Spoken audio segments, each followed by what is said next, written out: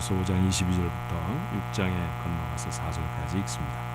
아내들이여 자기 남편에게 복종하기를 주께 하듯하라. 이는 남편이 아내의 머리됨이 그리스도께서 교회의 머리됨과 같음이니 그가 바로 몸의 구주시니라. 그러므로 교회가 그리스도에게 하듯 아내들도 범사에 자기 남편에게 복종할지니라. 남편들아 아내 사랑하기를 그리스도께서 교회를 사랑하시고 그 교회를 위하여 자신을 주심같이 하라. 이는 곧 물로 씻어 말씀으로 깨끗하게 하사 거룩하게 하시고 자기 앞에 영광스러운 교회로 세우사 티나 주름 잡힌 것이나 이런 것들이 없이 거룩하고 흠이 없게 하려 하심이라. 이와 같이 남편들도 자기 아내 사랑하기를 자기 자신과 같이 할지니 자기 아내를 사랑하는 자는 자기를 사랑하는 것이라. 누구든지 언제나 자기 육체를 미워하지 않고 오직 양육하여 보호하기를 그리스도께서 교회에게 함과 같이 하느니 우리는 그 몸의 지체입니다. 그러므로 사람이 부모를 떠나 그의 아내와 합하여 그 둘이 한 육체가 될지니 이 비밀이 크도다. 나는 그리스도와 교회에 대하여 말하노라. 그러나 너희도 각각 자기의 아내 사랑하기를 자신같이 하고 아내도 자기 남편을 존경하라. 자녀들아 주 안에서 너희 부모에게 순종하라. 이것이 옳으니라. 내 아버지와 어머니를 공경하라. 이것은 약속 있는 첫 계명이니 이로써 내가 잘되고 땅에서 장수하리라. 또 아비들아 너희 자녀를 노엽게 하지 말고 오직 주의 교훈과 훈계로 양육하라. 아멘.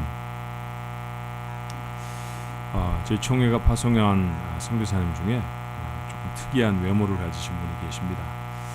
아버지는 한국에서 근무하시던 흑인 병사였고요. 어머니는 한국 여자세요. 그러니까 묘하게 한국 분위기를 풍기는 흑인 그렇게 이제 외모를 가지신 분이죠.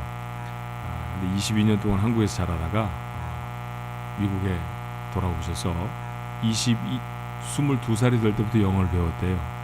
그렇지만 다른 사람이 볼 때에는 고민을 하게 됩니다. 저 사람하고 얘기할 때는 영어로 해야 되는지 한국어로 말을 해야 되는지 볼 때마다 이렇게 고민을 하게 만드시는 그런 분이 계세요. 지금은 캐네에서 선교사로 사역하시는 분입니다. 그분과 제가 같은 방에서 자게 됐는데 그분이 꼭 저녁이면 제게 이렇게 인사를 하시더라고요. 하쿠나 마타타 스와힐리라고 그래요. 평안하셨습니까? 이렇게 질문하면 예, 잘 있습니다. I'm fine. 그 말이 바로 하쿠나 마타타. 자, 옆에 분들하고 같이 한번 아프리카 말로 인사하십시다. 하쿠나 마타타.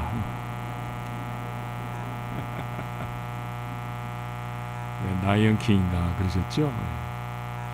지금도 케냐에서는 그렇게 인사를 한다고 그래요. 사람들끼리 만나면 하쿠나 마타타 헤어질 때 하쿠나 마타타 그래요. 그분들은 하나님이라고 하는 단어는 빼고 말하지만 우리 가족들 하나님이 함께 하셔서 everything is fine 그렇게 말할 수 있는 모든 것이 평안합니다. 참 잘 지납니다. 그렇게 말할 수 있는 가족 모두가 되기를 주님으로 축원합니다. 지난 주일날 예배 마치고 밤 비행기 타고 뉴욕 가서 총회하고요. 어제 저녁에 도착했어요. 그러니까 이 주 저는 눈 뜨고 나니까 바로 그 다음 날이 또 주일이네요. 어떻게 기도해 주셔서 총회 잘 섬기고 돌아왔습니다.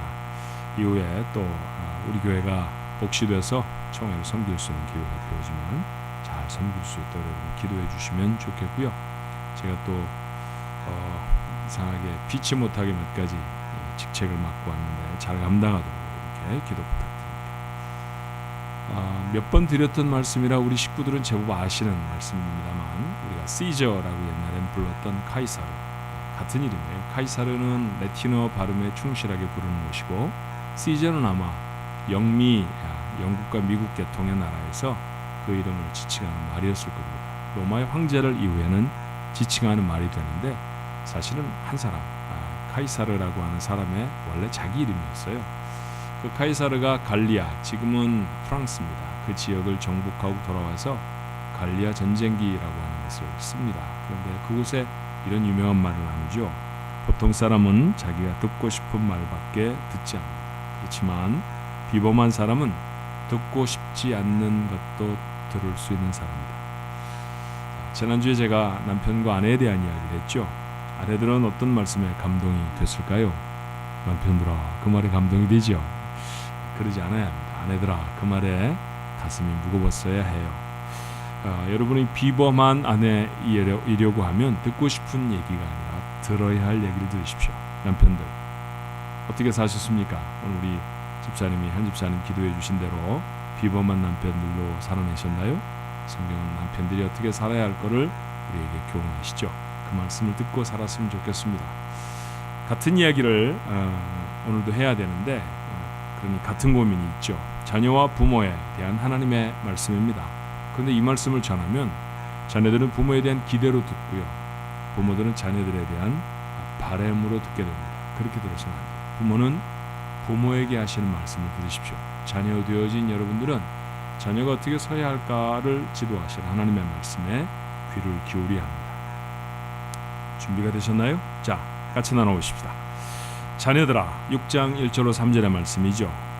자녀들아, 주 안에서 너희 부모에게 순종하라. 이것이 옳으니라. 내 아버지와 어머니를 공경하라. 이것은 약속 있는 첫 계명이니 이로써 내가 잘되고 땅에서 장수하리라. 이 가운데 자녀가 아닌 사람은 한 사람도 없습니다. 사실은 지난주에 설교를 하고서는요, 저희 아이들이 저한테 그러더라고요. 아빠, 오늘은 나는 들을 게 없었어요. 생각해보니까 그렇기는 해요. 걔네가 누구의 남편도 아니고 아직은 아내도 아니니까. 그래서 제가 아내가 될 거니까 자꾸 들어두어야 돼, 그렇게 말을 했습니다만, 오늘 얘기는 좀 다르죠. 이곳에 앉아 계신 여러분 모두, 저를 포함해서 자녀가 아닌 사람은 한 사람도 없습니다. 그러니 모두가 다 들어야 할 말씀이죠. 자녀된 우리들이 부모 앞에 어떻게 해야 한다고 성경은 말하나요? 순종과 공경이라고 말합니다. 자, 오늘 하나님의 말씀을 좀 살펴보면 시작할 때 주 안에서라고 말했죠. 자, 첫 번째로 생각할 것은 이 주 안에서라고 하는 말씀입니다. 주 안에서 부모에게 순종하고 주 안에서 부모를 공경하는 것입니다. 어떤 의미를 갖고 있는 말씀일까요? 주 안에서라는 말의 첫 번째 의미는 내가 그리스도 안에서 새로운 피조물이 되었다면 이라고 하는 뜻일 것입니다. 좀 더 쉽게 말한다고 하면 내 삶이 예수님을 믿고 정말 달라졌다고 하면 그러면 부모에게 순종하고 부모를 공경해야 한다라고 하는 이야기입니다. 예수를 믿고 나서 구원받은 사람이 되어지고 나서 말입니다. 그 사람들의 삶 속에 가장 중요한 가치가 무엇입니까? 예수를 적당히 대충 믿으면 예수님 믿고 부자 되고 예수님 믿고 오래 살고 예수님 믿고 자기 원하는 것 이루는 그런 쪽으로 생각하게 됩니다만, 그런 깊이 없는 신앙 말고요. 좀 더 믿음의 깊이를 더해서 생각해보고 도전을 받고 감동이 되어졌다고 하면 우리의 삶의 가치는 이렇게 바뀌어져야 맞습니다. 로마서 14장 8절이죠. 우리가 살아도 주를 위하여 살고 죽어도 주를 위하여 죽나니 그러므로 사나 죽으나 우리가 주의 것이고, 살아도 죽어도 주를 위한 삶, 그것이 바로 그리스도인 되어진 사람들의 가치관이죠. 주님을 기쁘시게 하는 것, 그게 바로 우리의 삶의 최우선순위가 되어져야 한다는 것입니다. 그런데 성경은 다른 곳에서 이렇게 우리에게 교훈해요. 골로새 3장 20절에 자녀들아 모든 일에 부모에게 순종하라. 이는 주 안에서 기쁘게 하는 것입니다. 오늘 우리 에베소와 똑같은 비슷한 말씀으로 하지만 기쁘게 하라라고 하는 또 다른 표현을 사용하고 있어요. 주 안에서도 도대체 무엇인지 조금은 의미심장한 말씀입니다만, 그런데 영어 성경으로 보면 참 간단하고 쉽습니다. 주님을 기쁘시게 하는 것입니다. 이렇게 정리할 수 있죠. 우리가 부모에게 순종하면, 우리가 부모를 진심으로 공경하면 주님이 기쁘시다는 것. 주님이 기뻐하시는 일을 하는 것, 그게 바로 그리스도인의 삶이에요. 그렇다고 하면 이 땅을 살아가는 우리들이 성경 열심히 읽고 기도 열심히 하는 것 이상으로 부모에게 순종하고 공경해야 합니다. 그것이 주님의 기쁨이기 때문입니다. 이 실천을 감당해내는 우리 가족들 되시기를 바랍니다. 주 안에서라고 하는 말에 조금 더 나아간 의미는 뭘까요? 더 높은 부모, 우리는 하나님도 아버지 그렇게 부르죠. 그러니까 하나님의 뜻 안에서입니다. 이 말씀을 들었던 초대 기독교인들, 이방 문화 속에서 살지 않았겠어요? 부모들이 예수를 믿는 사람이 아니었을 가능성이 참 높죠. 그렇죠. 우리들은 부모님이 예수를 믿거나 할머니 할아버지가 예수를 믿고 심지어는 더 긴 대수 동안에 예수를 믿는 전통 속에 자라난 자녀들일 수 있습니다만, 그러나 처음 이 말씀을 들었던 사람들은 파이오니어가 되어서 자기가 처음 예수를 믿고 예수를 믿는 것이 무엇인지 아무도 모르는 사람들 앞에 그 가치를 보여주어야 하는 책임으로 살았던 사람들이었을 거예요. 어쩌면 부모들이 기독교 신앙을 박해했을지 모릅니다. 집에서 쫓겨나고요. 옛날에 우리 흔히 하는 말대로 뭐해서 팠을까요? 호적에서 파죠. 뭘 파나, 또 땅을 파나, 호적에서 판다 이런 얘기 잘하잖아. 내 눈에 흙이 들어오기 전에 어떻게 하나요? 교회 가면 안 되죠. 그런 이야기들을 아마 맨 처음 이런 말씀을 들었던 사람들, 어쩌면 조선의 복음이 전했던 그 초기의 기독교인들도 경험했을 것입니다. 어떻게 할까요? 부모를 순종하라고 했으니까, 부모를 공경하라고 했으니까 그 부모님이 예수 믿지 말라고 하면 그러면 부모님 돌아가실 때까지는 예수를 믿을 수 없는 것이로구나. 그렇습니까? 성경은 그것이 아니라고 말하죠. 더 높은 부모가 계십니다. 우리에게 육신의 생명을 나누어 주신 육신의 부모도 계시지만 우리의 창조를, 우리가 만들어지도록 그 창조를 주관하셨던 우리 하나님 아버지가 계시다는 것이죠. 그 뜻에 순종할 지혜가 우리에게 필요합니다. 요나단은 사울의 아들이었습니다. 그런데 사울의 영원한 적은 다윗이었죠. 다윗을 죽이라고 요나단에게 여러 번 종용합니다. 아버지였던 사울의 말을 들어야 할까요? 죽이지 말고 네가 보호해라, 친구가 되어 주어야 한다 라고 하는 하나님의 명령을 들어야 했을까요? 사울은 당연히 다윗이 아닌 자기 아들 요나단에게 이스라엘의 왕위를 물려주고 싶었을 것입니다. 그 아버지의 뜻을 순종하는 것일까요? 아니면 이스라엘의 다음번 왕으로 내정이 되어진 하나님이 정하신 다윗을 왕으로 세우는데 조력자가 되어야 할까요? 요나단은 서슴없이 하나님의 뜻을 따릅니다. 아버지의 뜻을 거부하는 것이었지만 그것은 하나님의 뜻이 아니었기 때문에 거절이 되어진 것이죠. 자녀들의 삶에 지독한 괴로움이 되는 부모가 종종 있습니다. 부모의 요구가 만약 분명하게 하나님의 말씀을 거스르게 된다고 하면 주 안에 있는 자녀들은 따를 수가 없죠. 따르지 않아야 한다는 게 성경의 법입니다. 그런데 여러분에게 권하고 싶어요. 여전히 그들은 우리에게 생명의 통로가 된 소중한 사람들이죠. 그분들이 말하는 모든 것을 다 따라갈 수 없다 할지라도 미워하지는 않아야 합니다. 순종할 수 없는 상황이 생긴다 할지라도 결코 사랑까지 포기하지 아니하는 자들, 그게 우리 교회 믿음의 식구들의 모습이 되어졌으면 좋겠습니다. 또 한 가지, 주 안에서라고 하는 말은 주님의 주시는 은혜 안에서라고 하는 말로도 생각할 수 있지 않나 싶어요. 부모에게 순종한다는 것 쉬운 일이 아닙니다. 자신이 돌봐야 할 새로운 관계들이 생겼기 때문이죠. 남편이 있습니다. 아내가 있죠. 자녀들이 있습니다. 그들에게 자기가 가지고 있는 제한적인 역량들을 다 사용해야 합니다. 거기에 부모도 여전히 사랑하고 부모도 여전히 존경하는 건 쉬운 일이 아니죠. 나누었던 말씀처럼 부모의 뜻을 주 안에서 판단해야 하는 것 어려운 일입니다. 그런데 우리에게 필요한 것이 있다고 하면 뭘까요? 주님의 도우심입니다. 에베소서의 문맥으로 그 맥락에서 읽자고 하면 어떤 도움이 필요한가요? 우리가 아내들아 남편들아 라고 하는 말씀을 다 마치고 그것을 어떻게 랩업했던가요? 어떻게 다시 정리했던가요? 이 일을 위해서 우리에게 정말 절실하게 필요한 것은 마음의 결단보다 더 절실한 것, 성령의 도우심이죠. 성령의 충만입니다. 맞아요. 부모를 순종하는 것, 부모를 공경하는 것, 성령의 충만이 있어야 가능합니다. 그래서 주 안에서라고 하는 이야기, 주님, 우리에게 생명의 통로가 되신 아버지를, 어머니를 사랑하고 싶습니다. 공경하고 싶습니다. 성령으로 충만해서 이 일을 이루게 하여 주옵소서. 이게 우리의 기도가 되어야 한다는 것입니다. 그렇게 기도하는 여러분이 되시기를 바랍니다. 오늘 이 명령을 하며 에베소서는 우리에게 약속이 있는 첫 계명이라고 했어요. 약속이 있다고 했습니다. 첫 번째 계명이라고도 말합니다. 우리가 세상을 살아가면서 그것이 미국이든 아프리카든 한국이든 어디서든지 지켜야, 그것이 3,500년 전의 상황이든 아니면 2018년을 살아가는 우리든 반드시 지켜야 할 법으로 주신 말씀 10계명이죠. 10계명은 그 받은 사람들이 이스라엘 사람들이건 그 이야기를 한국어로 읽고 있는 우리 아메리칸 코리안들이건 관계없이 모두가 다 지켜야 할 하나님의 법입니다. 그런데 이 10가지 계명은 두 가지 관계로 구분할 수 있죠. 첫 번째 계명에서부터 네 번째 계명까지 기억하십니까? 세례 받을 때는 외웠었는데 첫 번째 계명은 뭐예요? 우상을 숭배하지 말라라는 것이고요. 두 번째는 무엇인지 만들어서 그것 보고 하나님이라고 하지 말아라, 그런 얘기였습니다. 그리고 세 번째는 하나님의 이름을 망령되 일컫지 말라. 그래서 우리는 Oh my goodness 이렇게 말하지 My God 그렇게 말하지 않죠, 그죠? 그게 내 하나님이라고 하는 찬양이 아닌다 하면은 사용할 수 없다는 믿음 때문입니다. 동의를 안 하는 거 보니까 OMG를 여러 번 하시고 사시는군요, 그죠? 예. 그래요. 하나님의 이름을 망령되 일컫지 않아야 합니다. 마지막으로 안식일을 거룩하게 지키는 것이죠. 갈 데가 없어서 오신 분 손 들어보세요. 아무도 없습니다. 오늘 가야 할 곳은 교회입니다.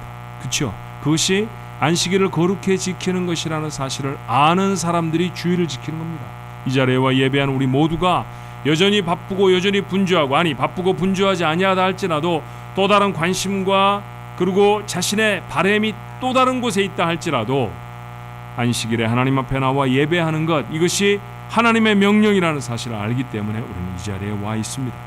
이렇게 1부터 4번까지의 계명들을 보면 다 무엇과 관계가 되어 있는 말씀이에요? 하나님과 관계되어 있는 말씀입니다. 여기 조금 젊은 세대들은 잘 이해하지 못할 단어인지 모르는데 조금 어려운 중국말 한문을 사용하면 이걸 천륜 그렇게 말하죠. 하나님과 우리 사이에 있는 관계.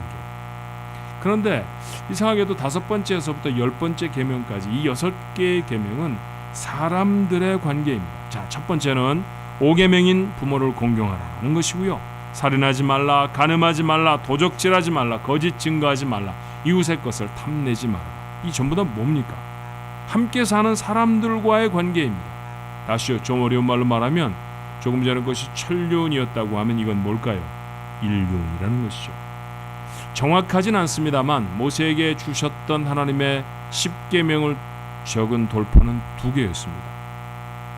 그러니 하나의 1번부터 5번까지 4번까지 적고 또 다른 것을 5번부터 6번까지 5번부터 10번까지 적었을 것이라고 생각은 들지만 그렇게 썼다는 기록은 없으니까 확실하지는 않지만 아마도 그렇게 적어주시지 않았겠는가 하는 것이 대체적인 구약 신약자들의 의견이죠. 자, 이 말씀을 통해서 오늘 우리가 읽었던 성경의 본문이 왜 부모를 공경하는 것이 첫 번째 계명이라고 말씀하시는지 알죠?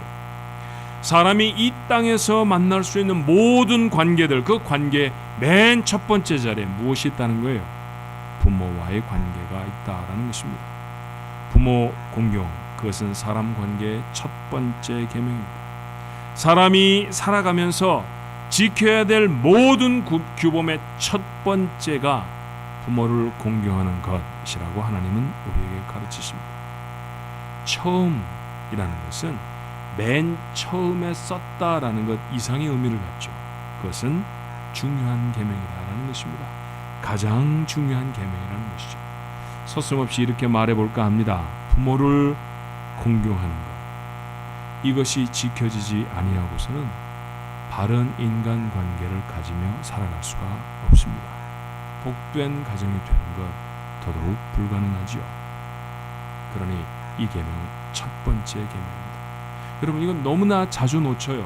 너무 잘 아는 말씀이지만 5월달 되면 맞아 이러고 다시 깨닫는 경우가 얼마나 많은지 모른답니다. 그 부모님이 살아계시던 아니면 이미 육체로는 다 이 세상을 떠나셔서 여러분의 가슴 속에만 있건 상관이 없이 우리의 삶의 모습은 어때야 합니까? 부모를 공경하는 것, 부모를 깊이 사랑하는 것, 그것이 내가 이루고 살아가야 될 인간 세상의 모든 관계의 첫 자리라고 하는 것 잊지 않아야 할 줄로 믿습니다. 이것 잘하면 어떻게 한다고요? 축복을 약속해 주셨어요. 땅에서 잘 되고 장수하리라. 잘 먹고 잘 살고요, 오래 산답니다. 이거 얼마나 사람들이 좋아하는지 well-being 그렇게 쓰잖아요. 요즘 잘 산다는 것 얼마나 좋아합니까? 사람들 인간이 추구하는 가장 원색적인 복 아닙니까? 그 원색적인, 그 원초적인 복을 하나님은 부모를 공경하고 순종하는 자들에게 약속해 주십니다. 축복이 없으면 안 해도 되는 말은 아니죠. 부모를 공경하고 부모에게 순종하면 복을 받는다라고 하는 말씀이 없다고 할 때 우리는 부모를 순종하지 않을 것입니까? 그렇지 않을 거예요. 유산을 많이 가지고 있는 부모라고 하면 우리가 열심히 섬기고, 거덜나버리고 아무것도 가지고 있지 못한 부모는 가끔씩 찾아봐야 하는 것, 그거 아닌 거와 마찬가지죠. 하나님이 축복을 약속하지 않으셔도 그분 때문에 세상에 존재하게 됐다고 하는 그 사실 하나만으로도 우리는 공경하고 또 공경하고 또 순종해야 합니다. 그런데 그 일 잘하면 복 주시겠다고 하는 도장을 찍으세요. 부모 공경의 명령을 잘 지키게 되기를 주님의 이름으로 축원합니다. 하나님이 약속하신 축복 이 땅에서 얻게 되는 우리 모두가 되었으면 참 좋겠습니다. 두 번째 챕터는 오늘 본문에 있는 말씀에 아비들에게 주시는 말씀이죠. 아버지들만이 아니라는 사실은 자명하죠. 아버지와 어머니된 사람입니다. 6장 4절의 말씀이죠. 또 아비들아 너희 자녀를 노엽게 하지 말고 오직 주의 교훈과 훈계로 양육하라 라고 하셨습니다. 이 말씀은 어쩌면 이 중에 몇몇 사람들은 아직도 부모가 아니기 때문에 부모를 준비하는 마음에서 들어야 할 것입니다. 그러나 대부분의 사람들은 이미 부모이므로 이 말씀을 마음에 새겨야 해요. 주의 교훈과 훈계로 잘 양육하는 것, 그 앞서서 자녀를 노엽게 하지 아니하는 것. 자, 이것이 자녀를 가르치는, 자녀를 양육하는 부모의 위치고 자리여야 한다는 것이죠. 자녀를 노엽게 하지 말라. 도대체 무슨 의미일까요? 왜 아이를 화나게 하면 안 된다고 말씀하시는 것일까요? 그리고 때때로 아이가 화가 좀 날 수도 있지. 그러면 내가 화가 나야 합니까? 이렇게 반문하는 분도 계실 거예요. 그런데 곰곰 생각해봅니다. 우리의 잘못된 행동들이 자녀를 분노하게 할 수 있다는 것입니다. 어느 때 아이들이 화가 날까요? 여러분들이 머리에 선뜻 떠오르는 말은 용돈을 안 줄 때죠. 잔소리 할 때이죠. 아니 그런 거 말고 말입니다. 용돈은 여러분이 정한 만큼 주는 거 맞습니다. 그것은 여러분에게 달려있는 것이고요. 때때로 그들을 지적하고 잘못됐다고 말해야 할 책임도 우리에게 있습니다. 그 아이들이 화를 내건 말건 말입니다. 근데 그런 의미가 아니죠. 잘못된 내 행동 때문에 자녀를 분노하게 해서는 안 된다는 얘기라고 하면 아마 그 첫 번째는 일관성을 잃어버릴 때일 것입니다. 아이가 성적표를 조작을 했어요.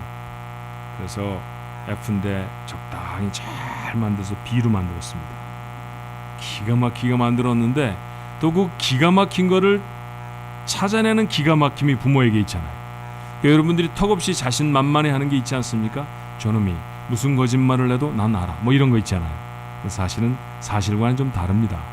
아이들에게 꼼짝없이 속아 넘어가는 부모도 많은 걸 제가 알지만 어떻든 그랬다고 하십시다. 그런데 그날은 그 아이가 운이 없게도 걸리고 말았네요. 이런 불쌍하게도.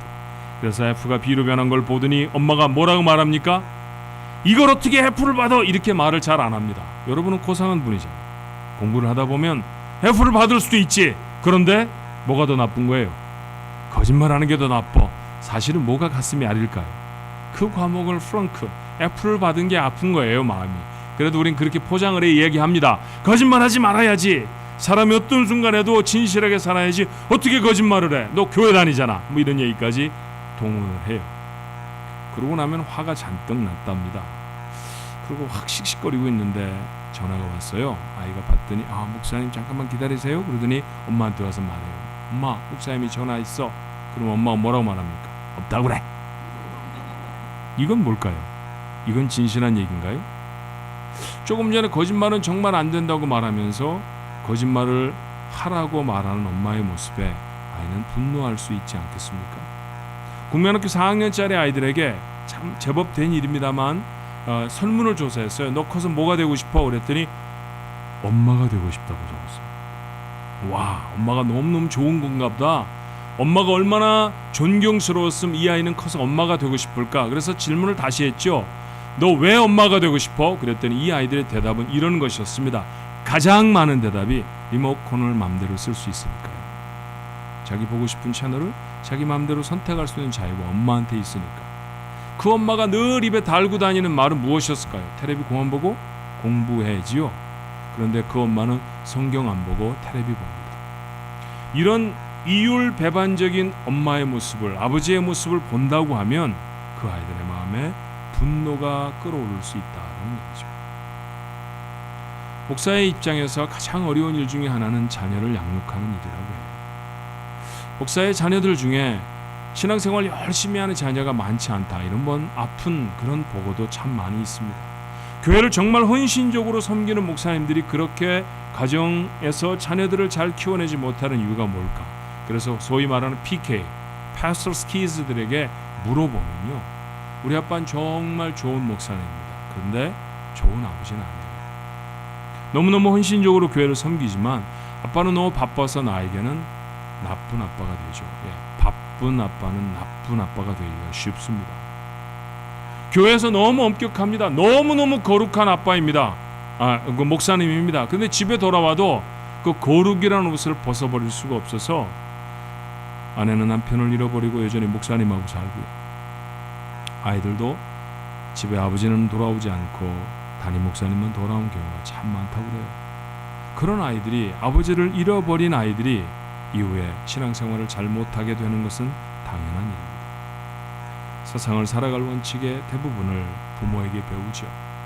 그러면 부모가 세상을 메이저하는, 세상을 재는 자가 되어야 한다는 것 아닙니까? 여러분, 자라고 하는 것의 가장 중요한 기능은 뭐예요?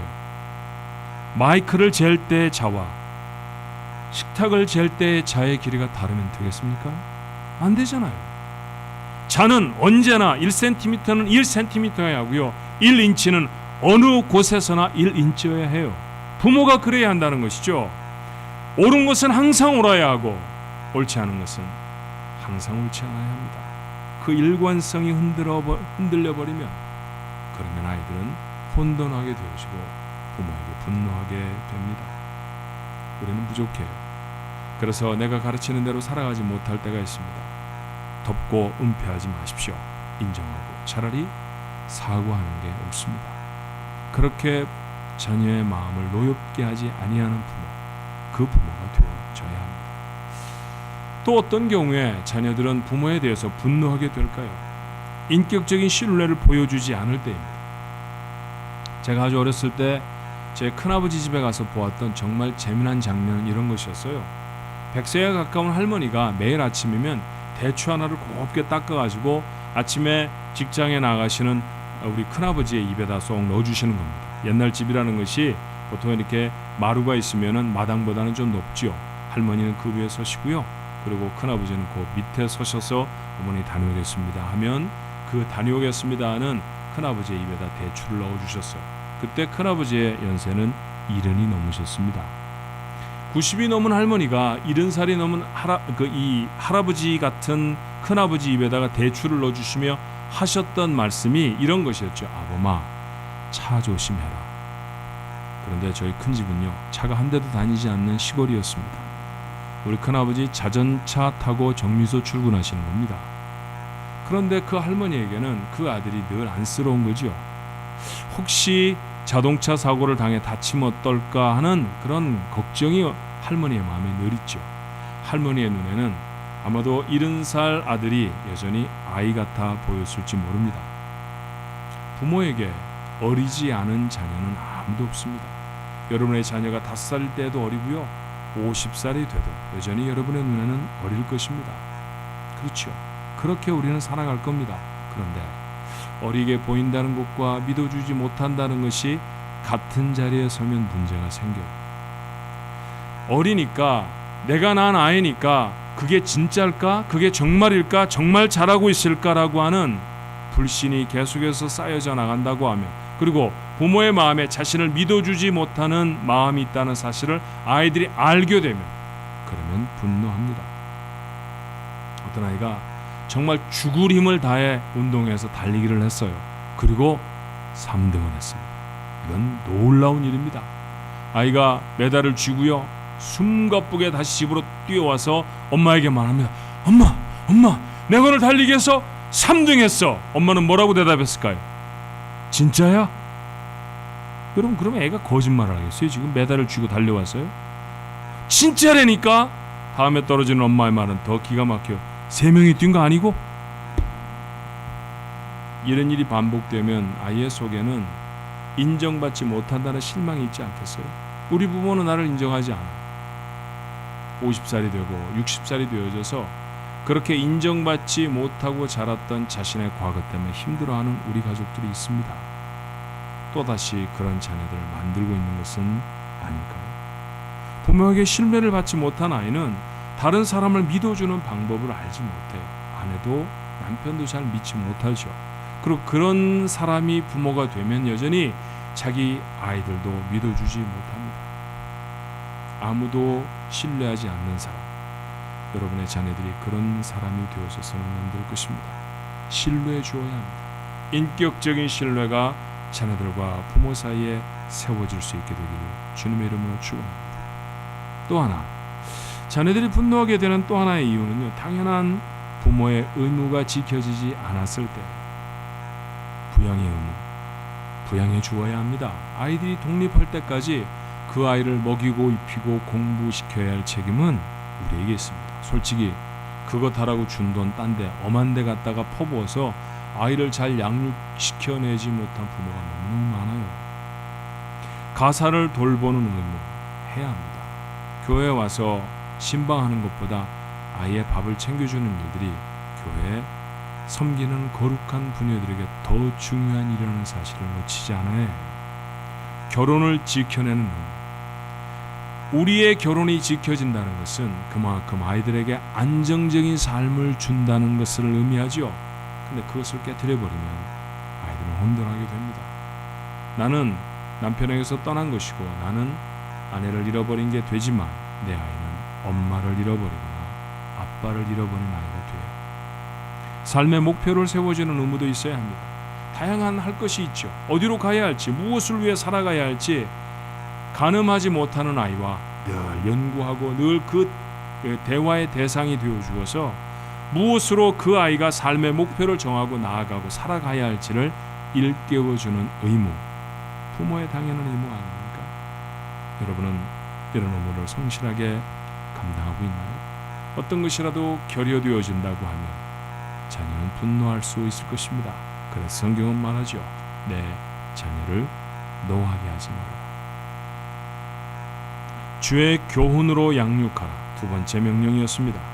디모데후서 3장 16절로 17절은 평생에 결혼이라고 해보지 않았으니 육체적인 아이는 한 번도 낳아보지 않았던 바울이 자신의 영적인 아들과 같았던 디모데를 이렇게 권합니다.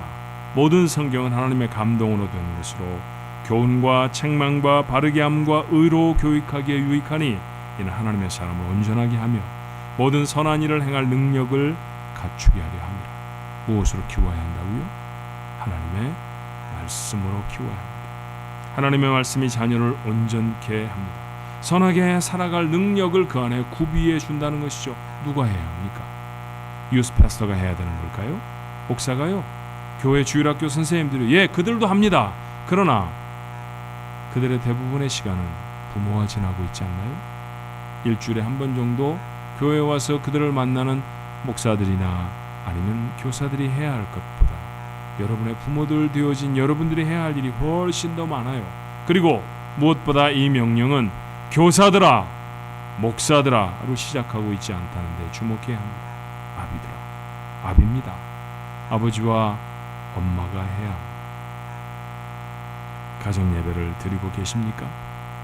아이들은 부모와 함께 여행을 갔던 곳만 기억하는 것이 아니더라고요. 그들이 힘들고 어려울 때 그들의 부모와 함께 했던 기도의 시간도 기억합니다. 이것이 그들의 삶을 이길 힘이 돼요. 나이아가라 폭포에 가서 장엄하게 떨어지는 물줄기를 보면서 그것을 기억에 담았던 아이들이 이후의 삶에서 문제가 닥치면 나는 나이아가라 폴처럼 살 거야, 그렇게 말하지 않아요. 식탁에서 그 작은 손을 붙들고 하나님, 오늘 우리 아이가 처음 학교에 가는 이 학기의 첫 번째 날이에요. 좋은 친구 만나게 해주시고 좋은 선생님 만나게 해주세요. 그렇게 엄마가 기도해 주었던 그 학기, 좋은 친구들과 좋은 선생님을 만났던 기억이 그가 살면서 어려움과 좌절의 순간들을 만났을 때 엄마의 기도, 그 기도 때문에 잘 지냈던 한 학기의 삶을 기억해내며 기도를 시작하게 됩니다. 어려운 관계를 기도로 돌파하게 돼요. 이게 가정에 필요한 것이죠. 여러분 얼마나 성경을 가르치고 계십니까? 여러분 학교 다닐 때 공부 열심히 하셨잖아요. 아무리 싫었어도 수학을 했을 겁니다. 탄젠트 30은 몇입니까? 아무도 안 계신 거예요. 탄젠트 30이 수치로 얼마인지? 너무했네요 이게. 코사인은요? 그런 걸 혹시 기억하십니까? 열심히 했는데 했잖아요, 그죠? 함수하셨죠. 네. 리미트 x가 제로로 x가 무한대로 수렴할 때 x의 n승은 어디로 가는 걸까요? 이런 거 안 했었습니까? 했잖아요, 그죠? 그런데 그거 왜 잊어버리고 사나요? 밥 먹고 사는데 아무 지장이 없어요. 인생을 꾸려나가는데 별 문제가 안 됩니다. 예, 물론 공학도 또는 학교에서 직장에서 그 공식들이 사용되어져야 직업을 유지할 수 있는 몇몇 분들, 대답은 안 하셨지만 이 가운데 계세요. 그런 분들에게는 특별한 일이 될 수 있을지 모르지만 그렇게 열심히 연습장을 새카맣게 채워가면서 외웠던 공식들 우리 잘 모릅니다. 근해 공식 그런 게 있었나 싶어요. 다 알았던 것인데 말입니다. 오늘 우리 아이들도 그런 공식을 외우죠. 그리고 엄마는 여전히 말합니다. 공식 외웠니? 열심히 수학하고 있는 거야? 영어 단어 외웠어? 근데 아세요? 그들이 우리 나이가 되었을 때 그들이 지금 열심히 외우고 있는 그 공식은 삶에 힘이 되지 못한다는 걸 말입니다. 도리어 가슴팍에 떨어진 말씀 한마디가 그들을 살리는 힘이 되잖아요. 뭘로 살리시겠어요? 수학 다 때려치고 영어 다 공부하지 말자 그런 얘기하고 있는 건 아닙니다. 알아야지요. 그 공부의 시간들을 지나 인격도 성숙이 되어지고 학문을 쌓는 통로도 만들 것입니다. 필요한 거예요. 그러나 더 중요한 것이라고 하면 최고의 가치라고 하면 하나님 말씀이죠. 그게 인생을 살려요. 인생을 살릴 수 있는 이야기들이 부모의 입에서 나온다고 하면 그 아이는 최고의 부모를 가진 것입니다. 사랑하는 조한가족 여러분, 여러분이 최고의 부모가 되어주지 않으시겠어요? 수백만 달러를 전해주는 그런 부모가 아니라 인생의 어떤 역경과 어떤 문제 앞에서도 그 사건을 관통할 수 있는 힘이 되는 하나님의 말씀을 저들의 심장에 담아주는 그런 엄마, 그런 아빠가 되어진다고 하면 여러분은 육아에 성공한 사람들이 되어질 것입니다. 믿음이 소중해 오늘 이 아침에도 예배하고 있지 않습니까? 그 소중한 믿음을 자녀에게도 나누십시오. 하나님이 우리에게 하시는 명령입니다. 가정은 하나님이 세우셨어요. 그러니 하나님의 가이드라인을 따라가야 복된 가정이 될 수 있습니다. 그래서 2주에 걸쳐서 가정에 대한 하나님의 말씀을 생각해 보았죠. 사실 올해 제게 2주밖에 없었기 때문에 2주를 줄였습니다. 자, 어떤 것이었나요? 아내들, 남편에게 복종하고 그를 존경해야 합니다. 남편들, 아내를 생명처럼 사랑하십시오. 자녀들, 부모를 주 안에서 순종하고 공경해야 합니다. 부모들은요, 자녀를 주의 말씀으로 양육해 주어야 합니다. 가정이 무너져버리면 돈이 아무리 많아도 아무리 많은 사람이 복종하는 자리에 올라도 행복하지 않습니다. 복된 가정을 이루는 것이 우리의 인생의 행복을 좌우해요. 하나님의 말씀을 들으셨습니다. 알고 동의하는 것에 멈추지 말고 그대로 하십시오. 쉬운 일이 아닙니다. 그래서 늘 하나님의 도우심을 구해야 할 것입니다. 하나님의 약속 기억하시죠? 복된 가정을 위해 주님은 성령의 충만을 준비하셨습니다. 기도하는 자, 그가 성령의 충만을 얻을 것입니다. 복된 가정을 이루셔야죠. 그래야 행복한 삶이 됩니다. 믿음의 삶이 행복을 이루어내는 하나님의 축복의 도구가 되어지기를 주님의 이름으로 축원합니다. 기도하십시다. 저희들에게 선물로 주신 귀한 가정, 우리가 부족하고 연약해서 하나님 말씀이 희미해져서 뭘 어떻게 해야 하나 오리무중에 빠져 있을 때가 있었을 것입니다. 5월을 지나가며 우리의 마음에 다시 담습니다. 정말 짧은 말씀입니다. 내가 이건 몰라서 이랬나 싶을 정도입니다. 그런데 주여, 몰라서가 아니라 절절하지 않아서이기 때문 아니겠습니까?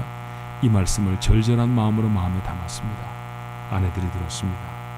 남편을 복종하고 그를 존경할 마음을 주옵소서. 남편들이 들었습니다. 교회를 위해 자신을 주심같이 생명을 주셨던 주님같이 그렇게 아내를 사랑할 수 있게 축복해 주옵소서. 우리 모두가 다 자녀입니다. 고마운 부모를 가지고 있습니다. 지금은 연로하고 지금은 능력이 없고 지금은 성격까지 모나지셔서 때때로 우리의 삶에 부담스럽고 힘들어질 때도 있을 것입니다. 그러나 그럼에도 불구하고 여전히 부모를 주 안에서 순종하고 공경하는 저희가 되게 하셔서 약속하신 축복 얻게 해 주옵소서. 부모들에게 말씀하십니다. 자녀를 노엽게 하지 말고 주의 말씀으로 양육해라. 그렇게 하겠습니다. 저희는 부족합니다. 실수할 것입니다. 넘어질 것입니다. 그러니 성령님 저희와 함께 하셔서 도와주셔서 하나님이 원하시는 복된 가정 이루게 하옵시고 그 복된 가정으로 인해 행복한 우리 식구들 모두가 되어지도록 축복하옵소서. 예수님 이름으로 기도합니다.